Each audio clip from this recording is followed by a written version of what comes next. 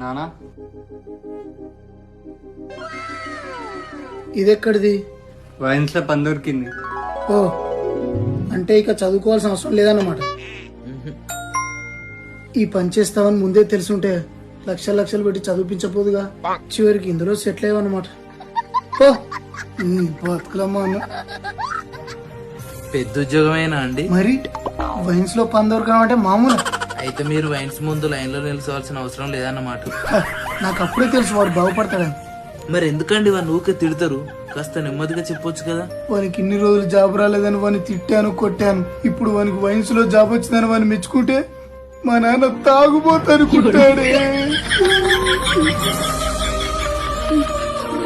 మా తాగుబోతులందరికీ చెప్తాను, మా కొడుకు వైన్స్ లో జాబ్ వచ్చింది, ఇక నేను మీతో లైన్ లో నిల్చోనని. అబ్బో పెద్ద గొప్ప. నా కొడుకు వాడు.